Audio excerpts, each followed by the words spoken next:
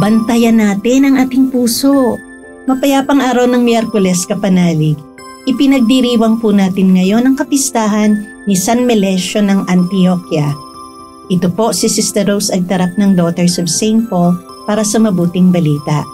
Pagnilayan po natin ang Ebanghelyo ngayon.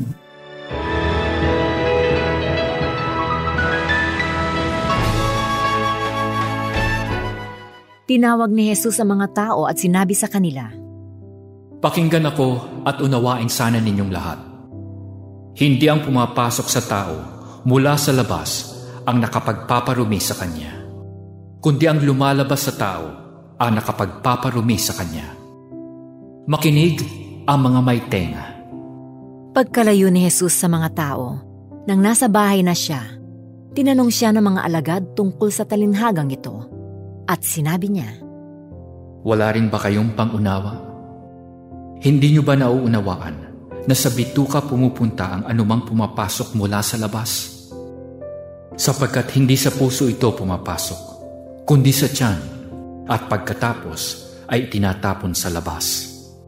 Ang lumalabas sa tao ang nagpaparumi sa tao.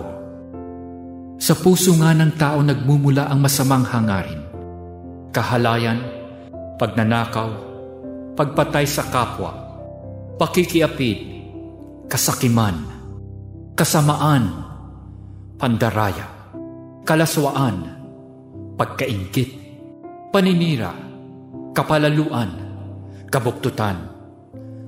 Ang masasamang bagay na ito ang nagpaparumi sa tao."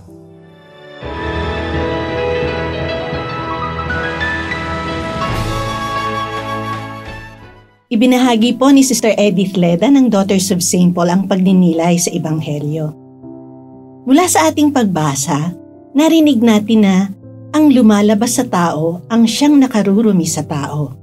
At mula sa kaibuturan ng puso ng mga tao ay lumalabas ang masamang pag-iisip, ang pangangalunya, pagnanakaw, pagpatay sa kapwa at marami pang iba. Ipinapaalala sa atin na nangungusap ang mahal na Diyos sa ating puso. Nakaranas na po ba kayo ng mabilis na tibok ng puso? Yung hindi dahil sa pagod, kundi dahil sa takot at galit. Nagpapahiwatig ito na hindi payapa ang puso. Nagre-react ang puso natin kapag tayo'y galit o kaya ay takot. Magdudulot ito ng masamang epekto sa ating kalusugan at pagpapasya. Kaya ano ang panawagan sa atin? Payapain ang ating puso sa araw-araw. Makipagkasundo kung may kasamaan ng loob. Magpatawad sa mga nakasakit sa atin. Maglaan ng mga sandali ng katahimikan at manalangin. Kapatid, bantayan natin ang ating puso na manatiling dalisay upang hindi madala sa kasamaan. Manalangin tayo. Panginoon, bigyan mo po ako lagi ng mapayapang puso.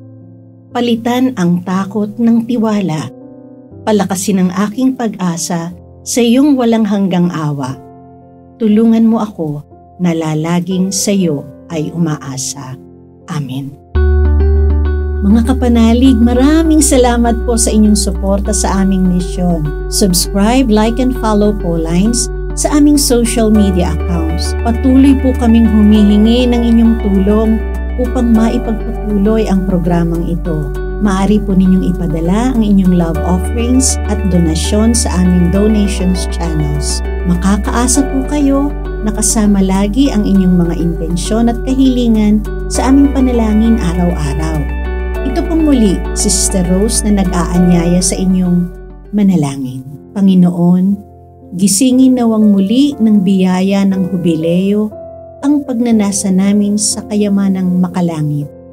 Tulungan mo kaming ipalaganap ang kagalakan at kapayapaan ni Kristong aming manunubos sa buong mundo.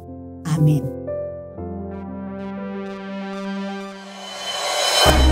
We are here to provide a new way of communicating and proclaiming the gospel.